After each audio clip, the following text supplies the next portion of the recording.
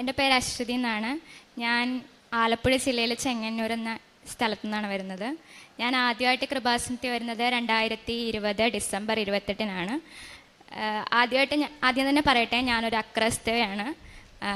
ആദ്യമായിട്ട് ഞാൻ കൃപാസനത്തിൽ വരുന്നത് ഞാൻ BSc നഴ്സിംഗ് പഠിക്കുകയാണ്. BSc നഴ്സിംഗ് മംഗലാപുരത്ത് പഠിക്കുമ്പോൾ എൻ്റെ ഒരു സുഹൃത്ത് വഴി പറഞ്ഞാണ് ഞാൻ ആദ്യമായിട്ട് കൃപാസനത്തെ പറ്റി കേൾക്കുന്നത്. അങ്ങനെ കേട്ടപ്പോൾ തന്നെ എനിക്ക് ഉടമ്പടി എന്താണെന്നൊന്നും അറിയത്തില്ല. എങ്ങനെയെങ്കിലും കൃപാസനത്തിൽ വരണം, എൻ്റെ എയിം അത് മാത്രമായിരുന്നു. എനിക്ക് എക്സാമിൻ്റെ ടെൻഷൻ ഉണ്ടായിരുന്നു. ഞാൻ ആദ്യമായിട്ട് ഒരു യൂണിവേഴ്സിറ്റി എക്സാം അപ്പിയർ ചെയ്യാൻ പോവാണ്, അതിൻ്റെ ടെൻഷനുണ്ട്. എങ്കിൽ പോലും എനിക്ക് അതിൻ്റെയൊക്കെ അപ്പുറത്ത് എനിക്ക് മാതാവിന് ഈ കൃപാസനത്തിൽ വരണം, എനിക്ക് എങ്ങനെയെങ്കിലും. ഞാൻ അതിന് വേണ്ടിയിട്ട് എനിക്ക് ലീവ് കിട്ടിയ സമയത്ത് നാട്ടിൽ വന്ന് കൃപാസനത്തിൽ ഫ്രണ്ട്സൊക്കെ ആയിട്ട് വന്ന് കണ്ടു. ഇവിടെ വന്ന് ഞാൻ ഭയങ്കര വലിയൊരു പള്ളിയാണ് പ്രതീക്ഷിച്ചത്. ഇവിടെ വന്ന് കണ്ടു. എനിക്കൊന്നും അറിയത്തില്ല, കാരണം ഞാൻ ക്രിസ്ത്യൻ രീതിയിലുള്ള ഒരു രീതിയിലും ഞാൻ പ്രാർത്ഥിച്ചിട്ടില്ല, എനിക്കറിയത്തില്ല. അങ്ങനെ ഇവിടെ വന്ന് പ്രാർത്ഥിച്ചു, പോയി.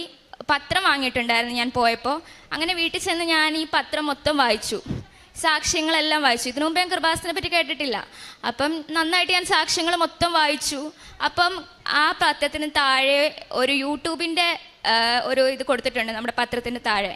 അപ്പം ഞാൻ യൂട്യൂബിൻ്റെ ഇതുണ്ട്. അപ്പം ഞാൻ യൂട്യൂബിൽ കയറിയിട്ട് കൃപാസനം ഒന്ന് അടിച്ച് നോക്കി.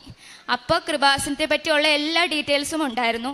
ഉടമ്പടി എന്താണ്, നമ്മുടെ എല്ലാം കാശ് രൂപം, വെഞ്ചരിച്ച വസ്തുക്കളുടെ പറ്റിയും എല്ലാ കാര്യങ്ങളും, ജോസഫ് അച്ഛനെ പറ്റിയും അങ്ങനെ എല്ലാ കാര്യങ്ങളും ഉണ്ട്. ഞാൻ എല്ലാം ഇരുന്ന് കണ്ടു. എല്ലാം ഇരുന്ന് കണ്ടപ്പോഴും എനിക്ക് മാതാവിനോട് ഭയങ്കര സ്നേഹമാണ്. ഭയങ്കര സ്നേഹത്തോടെ എനിക്ക് എങ്ങനെയെങ്കിലും ഭയങ്കരമായിട്ട് പ്രാർത്ഥന എൻ്റെ ഭയങ്കരമായിട്ട് വന്നു. ഒരു അക്രൈസ്തവ ആയതുകൊണ്ട് തന്നെ ഞാൻ വീട്ടിലിരുന്ന് അങ്ങനെ ജപമൊന്നും ചൊല്ലുന്ന ആളല്ല. ഞാൻ നന്നായിട്ട് പ്രാർത്ഥിക്കാൻ അന്നേരം തന്നെ തുടങ്ങി. ഉടമ്പടി ഞാൻ ഓൺലൈനായിട്ട് എടുത്തു. മാതാവിൻ്റെ അടുത്ത് നന്നായിട്ട് ഞാൻ പ്രാർത്ഥിച്ചു. അപ്പം തന്നെ അച്ഛൻ്റെ ടോക്കിൽ എപ്പോഴും പറയാറുണ്ട്, not by merit but by grace. അതെനിക്ക് ഭയങ്കരമായിട്ട് സ്ട്രൈക്ക് ചെയ്തിട്ടുണ്ട്. ഞാൻ മാതാവിനോട് അതുകൊണ്ട് തന്നെ എൻ്റെ ഫസ്റ്റ് ഇയറിലെ എക്സാം ആയപ്പോൾ പറഞ്ഞിട്ടുണ്ടായിരുന്നു, മാതാവേ എൻ്റെ മെറിറ്റിലല്ല. ഞാൻ ഈ കൃപാസനത്തിൽ വന്ന് ആ ഒരു വചനം കേട്ടപ്പോൾ തന്നെ ഞാൻ എൻ്റെ മെറിറ്റ് ഉപേക്ഷിച്ച ആളാണ്. എനിക്ക് എൻ്റെ മെറിറ്റിൽ ഒന്നും വേണ്ടാന്ന് തന്നെ ഞാൻ മാതാവിൻ്റെ അടുത്ത് പറഞ്ഞിട്ടുണ്ട്. അപ്പം ഞാൻ മാതാവിൻ്റെ ഗ്രേസിന് വേണ്ടി ഭയങ്കരമായിട്ട് പ്രാർത്ഥിക്കുമായിരുന്നു. എൻ്റെ കൂട്ടത്തിൽ എൻ്റെ റൂമിലുണ്ടായിരുന്ന എല്ലാം ക്രിസ്ത്യൻ ഫ്രണ്ട്സാണ്, ഒരാൾ പോലും ഹിന്ദു ഇല്ല, ഞാൻ മാത്രമേ ഉള്ളൂ. പക്ഷെ ഞാൻ അവരൊക്കെ പ്രാർത്ഥിക്കുന്നതിനേക്കാളും ഞാൻ അതിൻ്റെ 100 ടൈംസ് ഞാൻ പ്രാർത്ഥിക്കും. എൻ്റെ ക്രിസ്ത്യൻ ഫ്രണ്ട്സും എൻ്റെ ക്ലാസ്സിലുള്ള എല്ലാവരും ചർച്ചാ വിഷയമായി തുടങ്ങി എൻ്റെ പ്രാർത്ഥന. ഞാൻ പള്ളിയിൽ എല്ലാ ദിവസവും പോകുന്നു, ഭയങ്കരമായിട്ട് പ്രാർത്ഥിക്കുന്നു. എൻ്റെ ക്ലാസ് തന്നെ ആരും കൃപാസനത്തിലെ ഉടമ്പടി ഒന്നും എടുത്തിട്ടുണ്ടായിരുന്നില്ല. ആലപ്പുഴയിൽ നിന്നുള്ള സ്റ്റുഡൻസൊക്കെ ഉണ്ടെങ്കിൽ പോലും അവർക്ക് അറിയാം, എന്നാലും ഉടമ്പടി ഒന്നും എടുത്തിട്ടില്ല. പക്ഷേ ഞാൻ വഴി അവരൊക്കെ ഉടമ്പടിയിലേക്ക് വന്നിട്ടുണ്ട്. ഞാനിങ്ങനെ മാതാവിൻ്റെ ഫസ്റ്റ് ഇയറിൽ ഗ്രേസിന് വേണ്ടി പ്രാർത്ഥിച്ചെന്ന് പറഞ്ഞല്ലോ. അപ്പം എനിക്ക് അനാട്ടമി പോലുള്ള വിഷയങ്ങളൊക്കെ നല്ല ടഫാണ്. ഞാൻ അതിൻ്റെ ടെക്സ്റ്റ് പോലും വാങ്ങിയിട്ടില്ല. ഏതോ ഒരു സുഹൃത്തിൻ്റെ ടെക്സ്റ്റ് വെച്ചാണ് ഞാൻ പഠിച്ചത്. എനിക്ക് ഇഷ്ടമല്ലാത്തത് കൊണ്ട് എനിക്ക് ആ ടെക്സ്റ്റ് വേണ്ടാന്നുള്ള ഒരു ഇതായിരുന്നു. എനിക്ക് പ്രാർത്ഥനയുണ്ട്. അതുകൊണ്ടൊക്കെയാണ് ഞാൻ 3 മണിക്ക് എണീച്ച് പ്രാർത്ഥിക്കും, കൊന്ത എത്തിക്കും. എൻ്റെ സുഹൃത്തുക്കൾ വഴി ഞാൻ കൊന്ത പഠിച്ചു. അങ്ങനെ എല്ലാ പ്രാർത്ഥനകളും ഞാൻ പഠിച്ചു. എല്ലാവരും ഉറങ്ങുന്ന സമയത്തും പഠിക്കുന്ന സമയത്തും ഞാൻ പ്രാർത്ഥിക്കും. ഞാൻ പാത്തിരുന്ന് വരെയും പ്രാർത്ഥിച്ചിട്ടുള്ള സമയമുണ്ട്. എപ്പോഴും എല്ലാവരും ഇങ്ങനെ പറയും, എനിക്ക് പ്രാർത്ഥന മാത്രമേ ഉള്ളൂ, പഠിത്തമേ ഇല്ല എന്ന് പറയുമ്പോഴും ഞാൻ ഒളിച്ചിരുന്ന് വരെയും പ്രാർത്ഥിച്ചിട്ടുണ്ട്. അങ്ങനെ ഗ്രേസിന് വേണ്ടി ഞാൻ ഭയങ്കരമായിട്ട് ഫസ്റ്റ് ഇയർ പ്രാർത്ഥിച്ചു. അങ്ങനെ നഴ്സിംഗ് പഠിക്കുന്ന എല്ലാവർക്കും അറിയാം, ഗ്രേസ് മാർക്ക് എന്ന് പറഞ്ഞൊരു ഓപ്ഷൻ ഉണ്ട്. അത് ദൈവത്തിൻ്റെ ഗ്രേസ് തന്നെയാണ്, അതല്ലാതെ വേറെ ആർക്കും ഇട്ട് കൊടുക്കത്തില്ല. അപ്പം ഞാൻ മാതാവിനോട് പ്രാർത്ഥിച്ച്, ഇപ്പം എനിവേസ് ഞാൻ തോറ്റുപോയാലും എനിക്ക് തോക്കാനുള്ള മാർക്കേ ഉള്ളൂ എങ്കിൽ പോലും മാതാവ് നിൻ്റെ ഗ്രേസ് തന്നിട്ട് എനിക്ക് പാസ്സാക്കണമെന്ന് ഞാൻ എപ്പോഴും പ്രാർത്ഥിക്കുമായിരുന്നു. അങ്ങനെ റിസൾട്ട് വന്നപ്പോൾ ഞാനും എൻ്റെ സുഹൃത്തും ഒന്നിച്ചിരുന്നാണ് പഠിച്ചത്. ഞാൻ കുറേ സെയിം മാർക്കായിരുന്നു.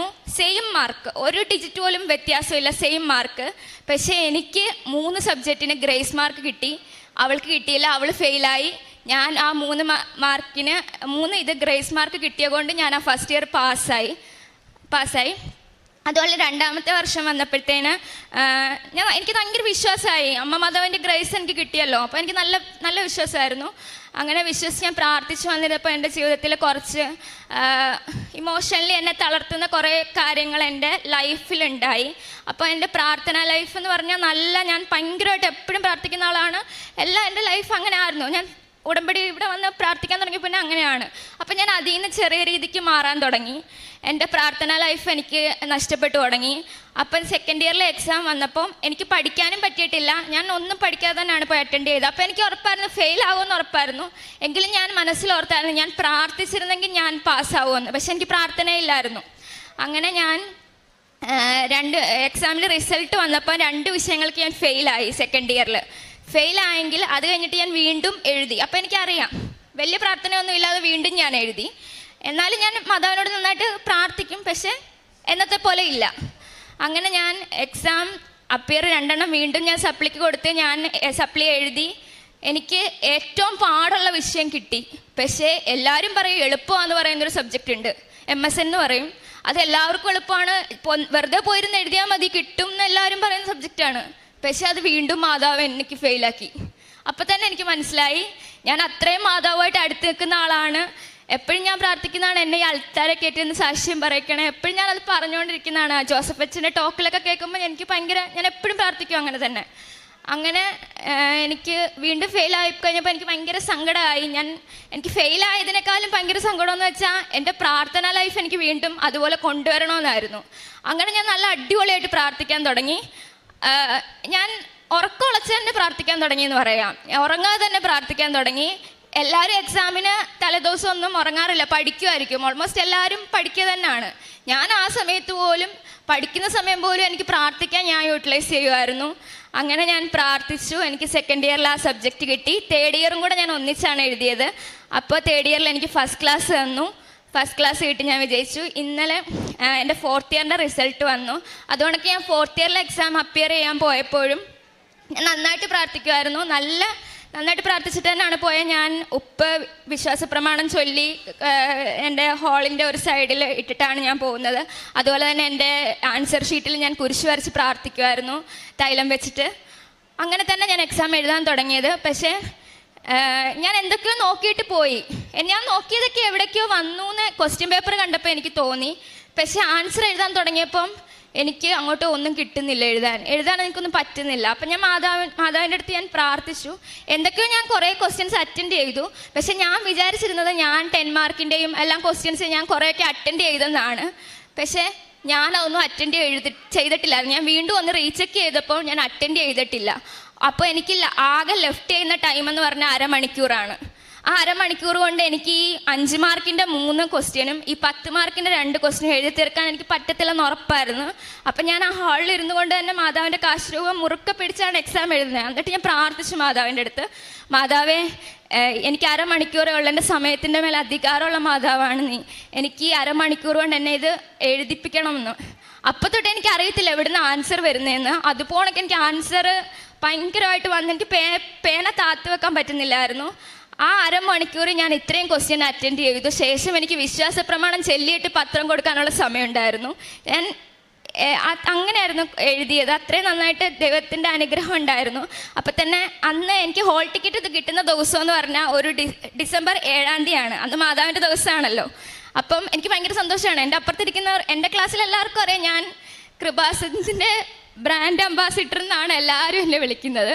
അങ്ങനെ ഞാൻ 7-ാം തീയതി കിട്ടിയപ്പോൾ തന്നെ എൻ്റെ അപ്പുറത്തിരുന്നവരടുത്തൊക്കെ ഞാൻ പറഞ്ഞു, ഡിസംബർ 7-ആണ് ഇന്ന്, നമ്മളെല്ലാവരും മാതാവ് പാസ്സാക്കും, മാതാവിൻ്റെ ദിവസമാണ് നമുക്ക് ഹോൾ ടിക്കറ്റ് കൈ കിട്ടിയേക്കുന്നതെന്ന് ഞാൻ പറഞ്ഞിട്ടുണ്ടായിരുന്നു.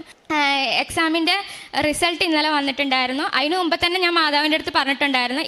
ഞങ്ങൾക്ക് എക്സാം കഴിഞ്ഞിട്ടുണ്ടായിരുന്നു ഡിസംബറിൽ എക്സാം കഴിഞ്ഞെങ്കിൽ പോലും ഞങ്ങൾക്ക് ഇപ്പോൾ ജനുവരി ഫെബ്രുവരി ആയി, ഒത്തിരി ലേറ്റായിട്ടാണ് ഞങ്ങളുടെ പ്രാക്ടിക്കൽ എക്സാം നടന്നത്. കുറേ ലേറ്റായിട്ട് തന്നെയാണ്. അപ്പോൾ റിസൾട്ട് വരാനും ഇപ്പോൾ ലേറ്റ് ആയിക്കൊണ്ടിരിക്കുമായിരുന്നു. അപ്പം ഞങ്ങളുടെ യൂണിവേഴ്സിറ്റി പറഞ്ഞു 7-ന് ശേഷമേ വരത്തുള്ളൂ. എൻ്റെ കൂടെയുള്ള പഠിക്കുന്ന കുറേ ഫ്രണ്ട്സ് പറഞ്ഞു 7-ന് ശേഷമേ വരത്തുള്ളൂ. പക്ഷെ ഞാൻ അവരോടൊക്കെ പറഞ്ഞു, ഞാൻ മാതാവിനോട് പറഞ്ഞിട്ടുണ്ടായിരുന്നു, മാതാവേ 6-ാം തീയതി എനിക്ക് റിസൾട്ട് തരണേ, 6-ാം തീയതി തന്നിട്ട് 7-ാം തീയതി ഞാൻ ഈ അൾത്താരെ എന്നെ കയറ്റി നിർത്തണേ. എനിക്ക് 4-ാമത്തെ വർഷത്തിലെ റിസൾട്ട് വരുന്നതിനേക്കാളും ഞാൻ പാസ്സാവുന്നതിനേക്കാളും എനിക്ക് ഭയങ്കര ഇതെന്ന് വെച്ചിട്ടുണ്ടെങ്കിൽ എനിക്ക് ഈ അൾത്താരെ കയറുന്നതായിരുന്നു. ഇന്നലെ റിസൾട്ട് വന്ന റിസൾട്ടാണ്. ഞാൻ നോക്കിയില്ല, ആരോടും പറഞ്ഞില്ല. ഞാൻ പറഞ്ഞിട്ടുണ്ടായിരുന്നു ഞാൻ മാതാവിനോടേ പറയത്തുള്ളൂ. ഞാൻ ഇവിടെ വന്ന് രാവിലെ 11:15 ഇവിടെ എത്തി ഞാൻ അവിടെ മാതാവിൻ്റെ സമയഘടികാരം നെഞ്ചു ചാർത്തി, അതെൻ്റെ ഫേവറേറ്റ് ആണ്. ആ മാതാവ് എനിക്ക് ഭയങ്കര ഫേവറേറ്റ് ആണ്. എന്ത് വിഷമം വന്നാലും ഞാൻ അവിടെ വന്നതെന്നാണ് പറയുന്നത്. അപ്പം ഞാൻ അവിടെ ചെന്ന് മാതാവിനോട് പ്രാർത്ഥിച്ച് ഇവിടുത്തെ വിളക്കിൽ നിന്ന് തൈലം എടുത്ത് കുരിശ് എൻ്റെ ഫോണിൽ വരച്ച ശേഷമാണ് ഞാൻ റിസൾട്ട് നോക്കിയത്. റിസൾട്ട് നോക്കി എനിക്കിപ്പോൾ ഫസ്റ്റ് ക്ലാസ് ഉണ്ടെന്ന് അറിഞ്ഞ് ഞാൻ മാതാവിനോടാണ് പറയുന്നത്. ഞാൻ മാതാവിന് കൊടുത്ത വാക്ക് പാലിക്കുന്ന പോലെ തന്നെ എനിക്ക് മാതാവ് ഫസ്റ്റ് ക്ലാസ് തന്ന് അനുഗ്രഹിച്ചു. ഒരുപാട് നന്ദിയുണ്ട് മാതാവിനും തിരുക്കുമാരനും. അതുപോലെ ഞാൻ പ്രേക്ഷിത പ്രവർത്തനവും കാരുണ്യ പ്രവൃത്തിയും ചെയ്യുന്നതെന്ന് പറഞ്ഞിട്ടുണ്ടെങ്കിൽ, പത്രം ഞാൻ ഇപ്പോൾ പഠിച്ചുകൊണ്ടിരിക്കുന്ന സമയത്ത് എനിക്ക് ഹോസ്റ്റലിൽ നിന്ന് പുറത്തൊന്നും പോകാൻ പറ്റാഞ്ഞപ്പോൾ എനിക്ക് ആഗ്രഹമായിരുന്നു എൻ്റെ എഫേർട്ട് എന്തെങ്കിലും വേണം, ഞാൻ മാതാവിന് വേണ്ടി പറയണം, ഈശോയെ പറ്റി പറയണം എന്ന് വെച്ചാൽ ഞാൻ ക്രിസ്ത്യൻ അല്ലാത്തതുകൊണ്ട് എനിക്ക് അത്രയൊന്നും പറയാനൊന്നും അറിയത്തില്ല. അതുകൊണ്ട് എനിക്ക് പുറത്ത് പോകാനും പറ്റത്തില്ലായിരുന്നു ആ സമയത്ത്. അപ്പം ഞാൻ ഒരു 100 പത്രത്തിന് അടുത്ത് വാങ്ങിയിട്ട് പോയി. പിന്നെ ആരെങ്കിലുമൊക്കെ ഉപേക്ഷിക്കുന്ന പത്രം കാണുമ്പോൾ എനിക്ക് ഭയങ്കര സങ്കടമാണ്, എനിക്ക് കരച്ചിൽ വരും ആരെങ്കിലും ഉപേക്ഷിച്ചിട്ട് കഴിഞ്ഞാൽ. അപ്പം ഞാൻ ആ പത്രവും എടുത്ത് വെക്കും എൻ്റെ കയ്യിൽ. എന്നിട്ട് ഞാൻ ഇത്രയും കൂട്ടി വെച്ചൊരു 100 പത്രത്തിൻ്റെ അടുത്തുണ്ടായിരുന്നു. അത്രയും പത്രത്തിനനുസരിച്ച് ഞാൻ 100 വട്ടം ഞാൻ വിശ്വാസപ്രമാണം എഴുതി. ഞാൻ പഠിക്കേണ്ട സമയത്ത് എല്ലാം ഇരുന്ന് വിശ്വാസപ്രമാണം എഴുതി ഓരോരുത്തർക്കും കൊടുക്കുമ്പോൾ ഞാൻ ആ വിശ്വാസപ്രമാണം ഓരോ പത്രത്തിൻ്റെ കൂടെ കൊടുക്കുമായിരുന്നു. ഞാൻ പ്രേക്ഷിത പ്രവർത്തനം എൻ്റെ കോളേജിൽ അങ്ങനെ ആയിരുന്നു കൊടുത്തുകൊണ്ടിരുന്നത്, എൻ്റെ കൂടെ പഠിക്കുന്നവർക്കും എൻ്റെ ജൂനിയേഴ്സിനും എല്ലാവർക്കും. പിന്നെ പത്രം ഞാൻ കൊടുക്കുന്നതെന്ന് വെച്ചാൽ ഹോസ്പിറ്റലുകളിൽ കൊടുക്കാറുണ്ട്. എൻ്റെ അച്ഛൻ്റെ രോഗസൗഖ്യം നടന്ന ആ ഹോസ്പിറ്റലിൽ കൊടുക്കാറുണ്ടായിരുന്നു. പിന്നെ ഞാൻ പത്രം കൊടുക്കുന്ന ബസ് സ്റ്റാൻഡിൽ കൊടുക്കുമായിരുന്നു. അങ്ങനെ ഞാൻ പത്രം കൊടുക്കുന്നതിനേക്കാളും ഒരാൾക്കടുത്ത് ഞാൻ കൊടുത്തിട്ടുള്ളെങ്കിൽ പോലും ഞാൻ അവരുടെ അടുത്തിരുന്ന് എൻ്റെ അനുഭവം ഫുള്ള് ഇപ്പം ഞാൻ പാസ്സായത് മാത്രമല്ല, ഇവിടെ എനിക്ക് പറയാൻ പറ്റാത്ത എൻ്റെ കൂടെ ആരും വരാത്തതുകൊണ്ട് എനിക്ക് പറയാൻ പറ്റാത്ത കുറച്ച് കാര്യങ്ങളുണ്ട്. എൻ്റെ എല്ലാ ഫാമിലിയും നടന്നിട്ടുള്ളതും എൻ്റെ സുഹൃത്തുക്കളുടെ ഇടയിൽക്കും ഞാൻ എല്ലാവർക്കും വേണ്ടി പ്രാർത്ഥിക്കാറുണ്ട്. അങ്ങനെ നടന്നിട്ടുള്ള എല്ലാ കാര്യങ്ങളും ഞാൻ എല്ലാം എക്സ്പ്ലെയിൻ ചെയ്ത ശേഷമാണ് ഞാൻ ആ പത്രം കൊടുക്കുന്നത്. ഇവിടെ വരണമെന്ന് ഞാൻ എല്ലാവരോടും പറയും. മാതാവിൻ്റെ അടുത്ത് ഒരു വട്ടം വരണമെന്ന് ഞാൻ എന്തായാലും പറയും. ഒരു വട്ടം വന്ന് ഉറപ്പായിട്ട് അവർ പിന്നീട് എപ്പോഴും വരും. അങ്ങനെ ഞാൻ അത്രയും പറഞ്ഞിട്ടാണ് ഞാൻ മാതാവിൻ്റെ പത്രങ്ങൾ കൊടുക്കുന്നത്. ഞാൻ കാരുണ്യ പ്രവൃത്തി ചെയ്യുന്നതെന്ന് വെച്ചിട്ടുണ്ടെങ്കിൽ, ഞാൻ സ്റ്റുഡൻ്റായിട്ടിരിക്കുന്ന സമയത്ത് ആരെങ്കിലുമൊക്കെ കണ്ടു കഴിഞ്ഞിട്ടുണ്ടെങ്കിൽ ഫുഡൊന്നും ഇല്ലാത്തവർക്ക് ഞാൻ എവിടെയെങ്കിലും റെസ്റ്റോറൻറ്റിൽ നിന്നൊക്കെ ഫുഡ് വാങ്ങിച്ച് വെള്ളം വാങ്ങിച്ച് ഞാൻ കൊണ്ടവരിയ്ക്കുന്ന സ്ഥലത്ത് കൊടുക്കാറുണ്ട്. അതുപോലെ തന്നെ എൻ്റെ അടുത്തേക്ക് ആരെങ്കിലും എന്തോ കൈ നീട്ടി വന്നു കഴിഞ്ഞാൽ എൻ്റെ അടുത്ത് ഇപ്പോൾ 50 രൂപ ഉള്ളെങ്കിൽ ഞാൻ 50 കൊടുക്കും.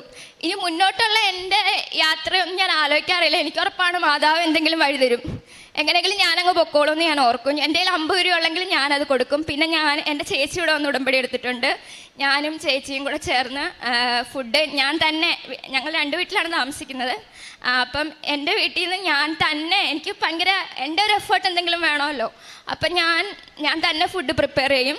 ഞാൻ തന്നെ ഫുഡ് പ്രിപ്പയർ ചെയ്ത് തന്നെ പൊതി കെട്ടി ഞാനും ചേച്ചിയും കൂടെ കൊണ്ട് പൊതികൾ കൊടുക്കാറുണ്ട്. ഞാൻ ഒറ്റയ്ക്ക് പോയി കൊടുക്കാറുണ്ട്. അങ്ങനെയാണ് എൻ്റെ കാരുണ്യ പ്രവൃത്തികൾ ചെയ്യുന്നത്. ഞാൻ എല്ലാവരോടും മാതാവിനെ ഈശോയെ പറ്റി പറയാറുണ്ട്, പത്രം കൊടുക്കാറുണ്ട്. എൻ്റെ ഫ്രണ്ട്സിൻ്റെ ഇടയിൽ ഞാൻ വഴി ഒരുപാട് പേര് വന്ന് ഉടമ്പടി എടുക്കുകയും ഒക്കെ ചെയ്യാറുണ്ട്. നന്ദി ഈശോയ്ക്കും മാതാവിനും. റോമ 10:9 യേശു കർത്താവാണ് എന്ന അധരം കൊണ്ട് ഏറ്റുപറയുകയും ദൈവം അവനെ മരിച്ചവരിൽ നിന്ന് ഉയർപ്പിച്ചു എന്ന ഹൃദയത്തിൽ വിശ്വസിക്കുകയും ചെയ്താൽ നീ രക്ഷ പ്രാപിക്കും.